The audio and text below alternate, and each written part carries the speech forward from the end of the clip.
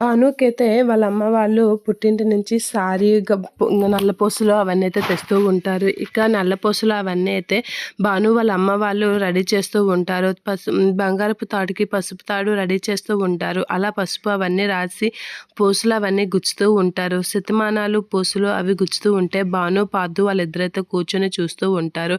ఇక భాను వాళ్ళ అత్తయ్య వాళ్ళ అమ్మ వాళ్ళందరూ అయితే ఆ కార్యక్రమం చేస్తూ ఉంటారు. బామ్మ అయితే అలా దూరం నుండి కుర్చీలో కూర్చొని చూస్తూ ఉంటుంది. శక్తి వాళ్ళందరూ అయితే అలా చూస్తూ ఉంటారు. భానుకి వాళ్ళు చేస్తున్న కార్యక్రమాన్ని. ఏంటి ఏమాత్రం దీనికి పెద్ద అని చెప్పేసి అయితే ఎటకారంగా చూస్తూ ఉంటారు. ఇక అందరూ అలా చేస్తూ ఉంటే భానుకి దగ్గర బొట్టు పెట్టేసి ఆ కూర్చున్న తాళ్ళని పాదుని అయితే భాను మెడలో వేయమంటారు. ఇక పాదు అయితే భానుకి బొట్టు పెడుతూ ఉంటాడు.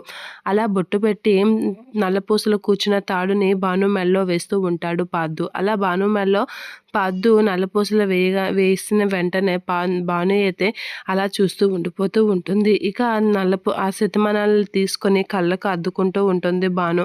అలా అదంతా చూసి అందరూ అయితే అలా చూస్తూ ఉండిపోతూ ఉంటారు. ఇక భాను వాళ్ళ అమ్మ అయితే ఇదమ్మా పుట్టింటి నుంచి సారీ తెచ్చాం అని అయితే చూపిస్తూ ఉంటుంది.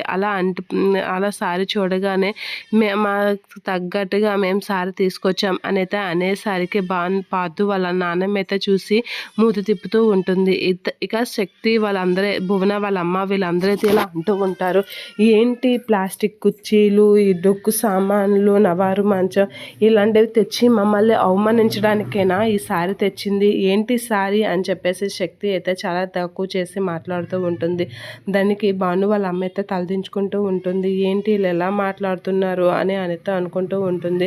మీరు ఇలాంటి సామాన్లు తెచ్చి మమ్మల్ని ఎందుకు అవమానిస్తున్నారు అని చెప్పేసి అయితే అంటూ ఉంటుంది. ఆ మాటలకి భాను వాళ్ళ అమ్మ అయితే ఏం సమాధానం చెప్పకుండా అలా చూస్తూ ఉండిపోతూ ఉంటుంది. ఇక భాను వాళ్ళ నాన్నమ్మ చెల్లి వాళ్ళందరైతే కొంచెం కంగారు పడుతూ ఉంటారు వాళ్ళు అలా మాట్లాడేసరికి.